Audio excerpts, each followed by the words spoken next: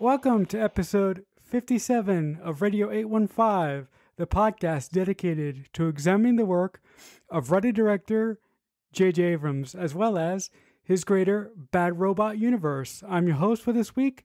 My name is Marcelo Inesrosa, joined as always by my fellow co-host, Matt Crandall. And on today's edition of the show, we'll be talking about Lost, Season 4, Episodes 8 through 10.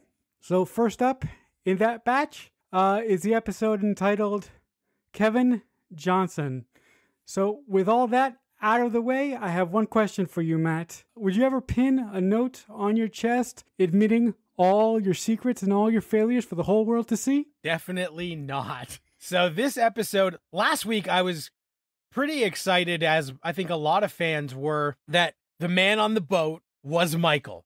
And this episode, in kind of a switch of format, a lot of it is flashback, a lot of flashback. So we spend a long time finding out how Michael became Ben's man. And I gotta tell you, I don't love how this all went down. And the thing you were alluding to was at the very beginning of this episode, we see Michael in a very dark place. Trigger warning, writes a suicide note, pins it to himself, and tries to kill himself by crashing his car. The reason I find this frustrating, I know that they're trying to make it that Michael had nothing left, so when Ben gave him this offer, he had to go and do it. But in every other season, as we were watching, I kept saying, man, all this guy is trying to do is get a do-over with his son and do the right thing, and no one will let him. No one will give him the benefit of the doubt. They're always bringing up what a bad father he is. And so here, I feel like it would have been more satisfying if things had worked out great when they got back. If somehow Michael and Walt had a stronger relationship than ever, but in like a Benjamin Linus way, they found another reason that he had to come back and be entwined in this, rather than saying, oh, guess what? All of our instincts about him being a shit father and being a bad person were right, and he is, and now he just wishes he was dead. I was like, wow, this really is not what I was hoping they would do with Michael coming back. I am completely on the other side of the argument with you, Matt, because I couldn't wait for Michael to come back into the picture in some way, because I wanted him to suffer so bad for what he did to Anna Lucille and Libby. And I really appreciated that this episode was mostly told in flashback. But the thing that I absolutely adore about it is that Michael couldn't live with the guilt of what he did on the island. And the fact that the rift between Walt and Michael stems from the fact that Michael just had to tell his guilt to someone, and he chose his son. And because of Michael's decision to tell his son, that, created the rift between the two of them. I also appreciated that when Michael is trying to kill himself in several different ways, in one specific scene, when he tries to blow his head off in an alley, he gets a visit from someone that you and I both know by the name of Mr. Friendly. And Mr. Friendly takes him to a hotel room, and he basically gives him a giant expedition dump explaining that the man behind the entire hoax of Flight 815 being found on the bottom of the ocean is Charles Whitmore. Charles Whitmore is the one behind this whole goddamn thing. And I really like what that leads to. I like that as well. And I think the interesting part is that last week, the people on the freighter told us it was Ben who did all this. And now Ben's people are saying it wasn't Ben, it was Whitmore. It was this jerk. But Tom presents the evidence that they have to say, these are the purchase orders. And actually, Whitmore has a boat. He has a freighter. And they're the ones who dropped off the remnants of the plane and planted this false evidence. So this is a more convincing argument, whereas last batch of episodes, the people on the freighter were implying that it was Ben Linus who did this, full well knowing possibly the captain of the freighter might have been the captain of the freighter who actually planted the false plane. So I did like that. I just think everything we knew about Michael from season 1 and 2, he would not feel the guilt. He would be willing to put that aside. So as a character choice, I think they missed the mark. But in terms of how they are bringing him back in, it made sense, but it just rang false to me. I do love that the scene with him and Friendly, when Friendly has his boy toy in the hotel and is eating, chocolate covered strawberries, showing what a good time they have when they're not on the island, was really good. And we know that Michael, since he is desperate to just die, and Tom tells him, the island won't let you do it. The island won't let you. It's implying some sort of magical force is not letting this happen. So I enjoyed that. And then seeing how he got on the freighter pretending to be this person, Kevin Johnson. And when he has small meetings with people that we already know, like Frank, the pilot, and he says to him, hey, how's it going? I'm here looking for adventure or whatever.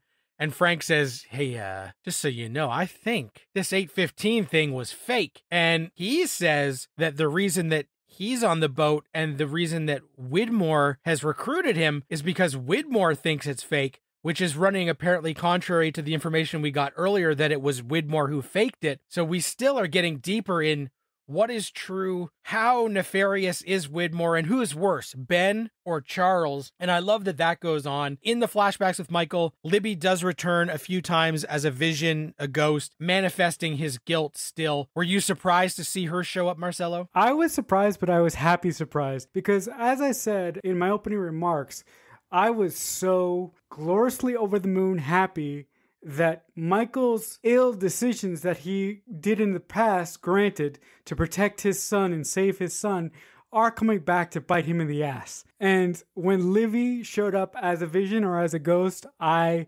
loved it. And I love that specific scene when Michael is in the engine room and is after the others shipped him a personal box, and he opens up the box, and in that crate there's a big giant thing of C4, so he can basically blow up the freighter and damage the freighter. And Michael reaches a point where he says, fuck it, I'm not going to give Ben or the others what they want, and I'm going to blow myself up. As the timer ticks down, he goes, I'm sorry, Walt, but when the timer hits 0, this little note pops up and it says, not yet. And I just loved that scene. Also, I love the conversation that Ben has with Michael in the radio room. I really, really, really love that scene for a specific reason, and I don't know why. It's a great scene when Michael gets this call and they tell him it's Walt. And of course, he answers it excitedly, thinking that maybe his son has come around, and it's not Walt, it's Ben. And I love that because in that, he says, I gave you that fake bomb to show you who I am because I don't want to kill innocent people. That is not the rules of the game. I'm not Charles Widmore. This is something, I don't kill innocents. I only do what has to be done. Then Ben tells him, get me a list of everyone on board, report back, sabotage the engine, the radio, and do all that stuff that we know has happened. So I love seeing where Ben says that bomb thing was to prove to you who I am and that I am not Charles Widmore. So I thought that was great. And of course, the present day stuff, so much of this episode is just flashbacks.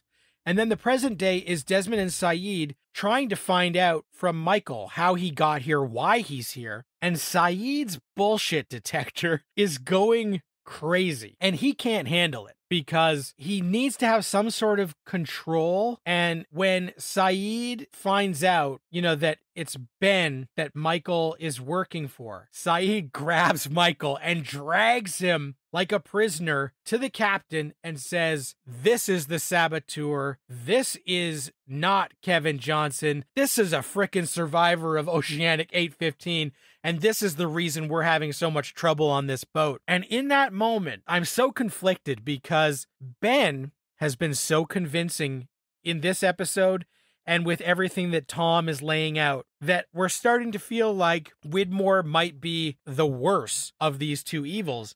And for Sayid to give up the game and bring Michael right to the captain, I'm like, oh, Sayid, what are you doing? Sayid's usually right, but I'm not on board with his actions at this time. Sometimes the devil that you can trust a little bit is better than the devil you can't trust at all. And on that lovely note, we move on to the next episode that we're going to talk about this week, entitled The Shape of Things to Come.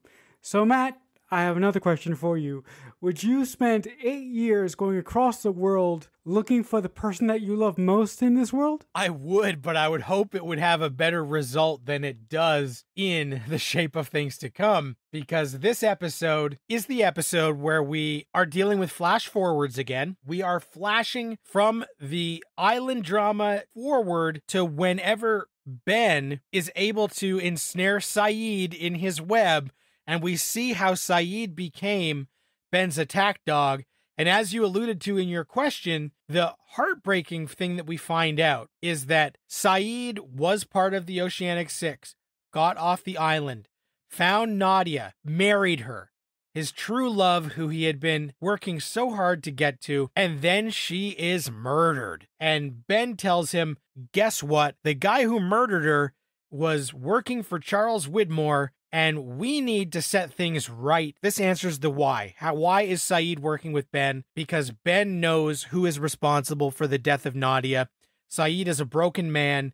His whole world has collapsed, and he wants, my favorite thing, revenge. I really love this episode because of the international travel of it all. Watching Ben try and track certain people or track Sayid was just fascinating to me. I have no idea why. And the interesting thing is, when Ben finally confronts Sayid and tells him that the person that killed Nadia is Charles Widmore, at first you're thinking, okay, he's just telling him this because he wants to, push Sayid into Charles Widmore's crosshairs for whatever particular reason. But as the episode goes on and what happens later, you find out that Ben has a very specific reason for why he wants to protect the island and why he wants Charles Widmore to suffer so goddamn much. So what did you think of that specific wrinkle when we do find out why Ben is so fixated on making Charles Widmore suffer? Not for wanting to find out the secret of the island, but for something else. So that is the key to this episode, and even at the very end of the last episode, we didn't mention it, but Rousseau and Alex and Carl are heading for the temple, and they are ambushed, and Carl and Rousseau are killed, and Alex presumably is taken by someone. And in this episode, we find out that Keamy, that bastard from the freighter, along with his hired mercenary people, have Alex, and they storm the camp where Locke and everyone is, and Benjamin Linus is bracing for war, and Keamy says to him, come on out, Ben, game's over, you gotta come out or I'm gonna kill your daughter. And in a moment of ill-advised hubris, Ben calls his bluff. He says, you're not gonna do that, I'm not coming out, and Keamy point blank murders Alex in such a shocking, it's like one of the quickest deaths on Lost, that literally 1 second she's alive, next second 100% dead. And it's shocking and it takes your breath away. And Ben is rocked to the core because he says they shouldn't have been able to do that. That's not part of the rules. There are certain rules in place, and this breaks the rules. This was not part of whatever this game is that Ben thinks he's playing and that him and Charles Widmore are in a chess match about. In those moments where Ben seems overly confident, we're screaming like, don't do this, like save Alex. And literally when she gets murdered, it is so shocking. But then to see that Ben, him saying this is not part of the rules, it adds more questions, but also it's a man who he called a bluff and was wrong. Ben rarely will call a bluff unless he knows what's going to happen. So this was a time where dominoes are falling that Benjamin Linus did not put into place. The question that I had running through my head as that scene was going on is, didn't Ben cause this to some extent? I mean, he was the one that suggested Alex, Rousseau, and Alex's boyfriend go to the temple. I mean, so couldn't he have known that, if I send my daughter, the kid that I don't like, and my daughter's real mother off in the jungle, there is a possibility that something could go wrong and that this could lead to the death of my daughter? Don't you think that he considered that for a second? Maybe, but he says that the temple is like the last truly safe place on the island, so I think he thought they would get there before anything bad happened. The fact that he didn't think this through shows that he is behind the 8 ball a bit. The final scene of this episode where Ben, basically goes into this giant hotel room and he lies to get up to the penthouse, and he speaks to Charles Widmore and he says to Charles, listen, I am going to find your daughter and I'm going to kill your daughter so you could finally understand how it is that I feel. And the thing that I found most interesting about that exchange was what Charles Whitmore said. He said, basically, everything that you have, Benjamin Linus, you stole from me, which includes the island, which includes all the island secrets and everything. So I found that final scene to be very, very intriguing.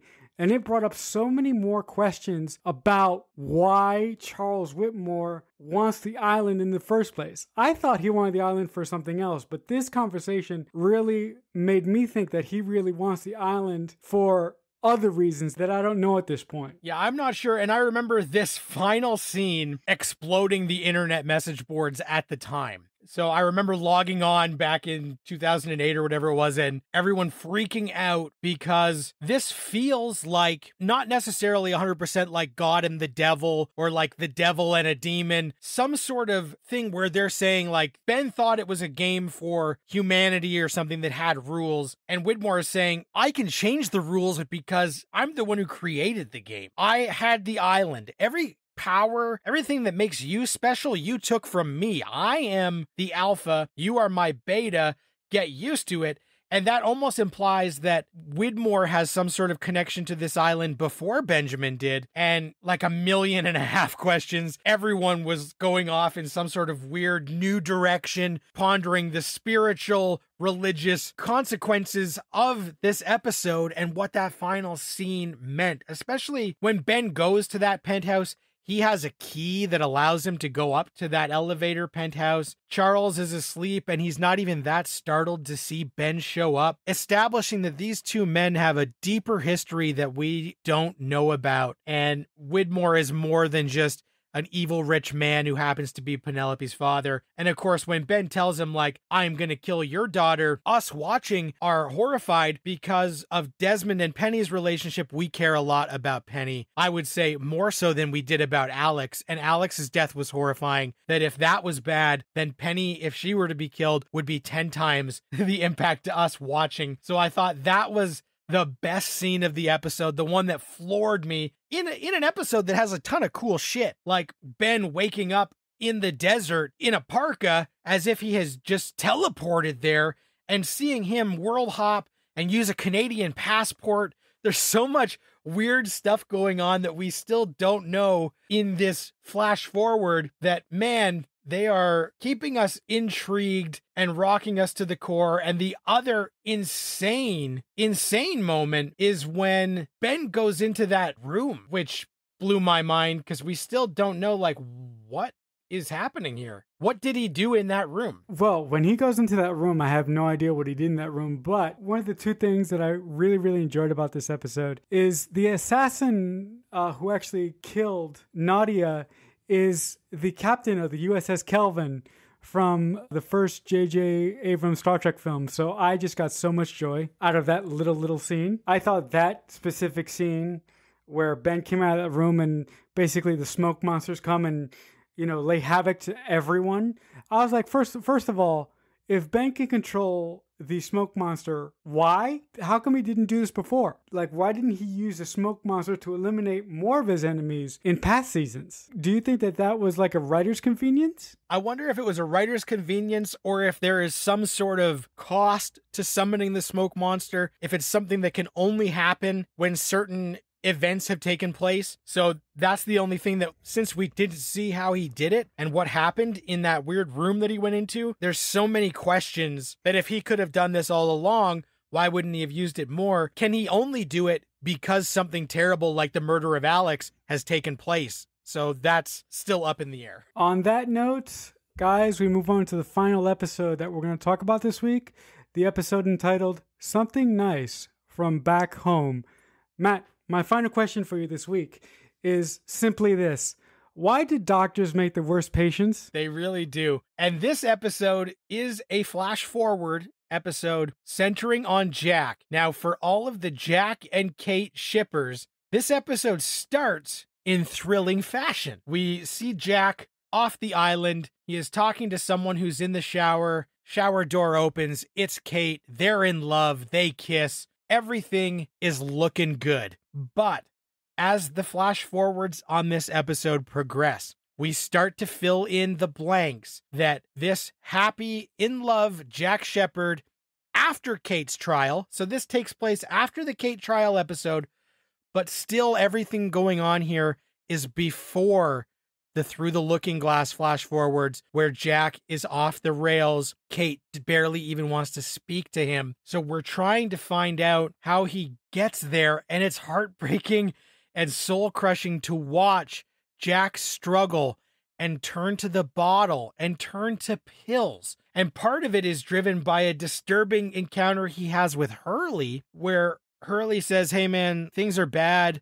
I see Charlie. He told me to tell you not to raise him." And all of our joy of Jack and Kate getting engaged, being in love, is slowly sucked away throughout this entire episode as Jack falls deeper and deeper into this pit, very much like his father, that it was painful to watch, to be honest with you, because we like these characters so much. And in their big scene where Jack knows that Kate has lied to him, and she says, "Just trust me, do not make me disclose where I was or why," and Jack will not let it go. And then what she tells him blows our fucking mind. As a professed Kate and Jack lover throughout the entire series, this episode to me was like eating one of those bittersweet candies. I loved it, but then I wanted to spit it out and I wanted to claw my eyes out. It was so remarkably lovely, like you said, Matt, watching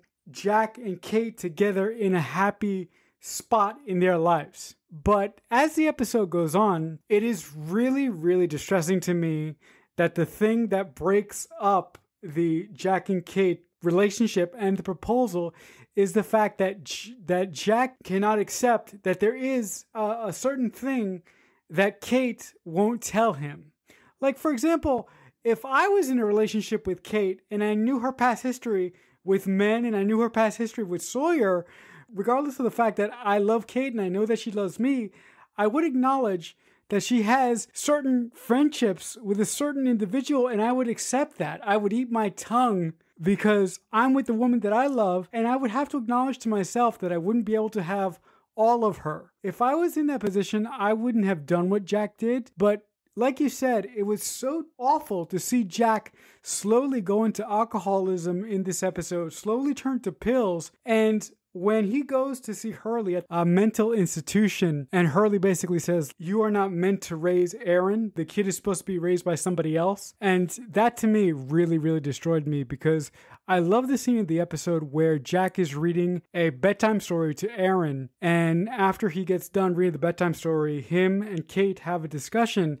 And she says, "You're so good with him. I love the fact that you reconsidered and that you came back."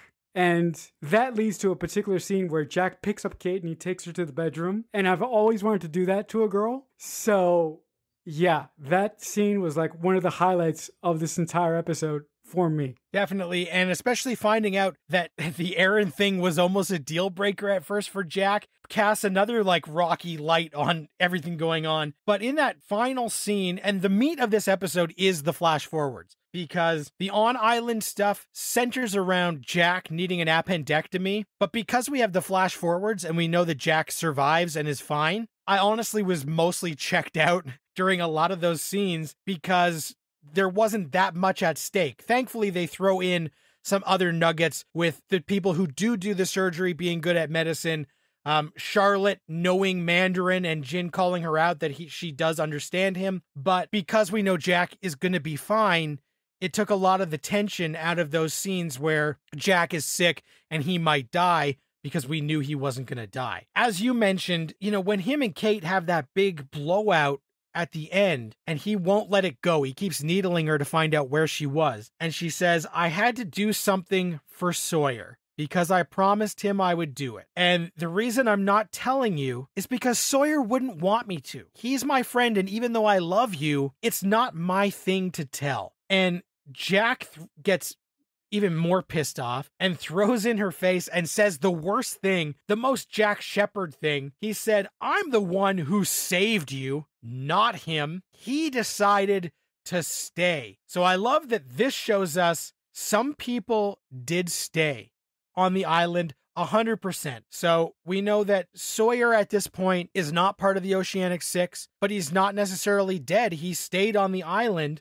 and Jack goes even one step lower. Kate is upset and he says, I can't have you around my son like this. And Jack goes, you're not even related to him. And that brings up something that we aren't sure at this point. If Jack knows, Aaron is actually his nephew. As much as he didn't want to raise this kid, he's told he shouldn't. He is a blood relative of Aaron because Claire is his half-sister, and this is Claire's son. So Aaron is actually Jack's nephew. We're unsure, but on Island, Claire has a vision of Christian Shepherd, and he's playing with Aaron, and Claire disappears because her and Ghost Christian Shepherd go off, and Sawyer's looking for Claire, saying, where's Claire? Where's Claire? And Miles said, oh, I saw her hanging out with her dad. And it was like, what? So we still don't know if at this point in the future, if Jack knows that, and if this Christian Shepherd showing up on the island again is going to lead to that reveal to our characters, because we already know they are related, but they don't know they're related. No, because, that got me wondering when you said that Kate had to do a favor for Sawyer, because that indicates that some people stayed on the island and that some people came off the island. But before you said that, I was like, my head was completely somewhere else. And then after you said that, I was like, maybe the favor that Kate did for Sawyer was like, maybe Kate provided some money gave some money to Sawyer's kid. After that went through my head, I was like, why would he do that? Because didn't he set up a blind trust? They mentioned in that other thing that he did set up a trust for Clementine. So his daughter will be taken care of in some respects, but maybe, and we don't know what the favor is. And I did assume it was at least checking up on his kid and finding out if everything's all right, but we don't know at this point. And the last thing I want to say about this specific episode that really ticked me the hell off, Charlotte is one of the most annoying. She just really, really ticks me off. I usually like redheads, but this redhead I don't like. And she just makes me really, really angry. She's nothing but trouble.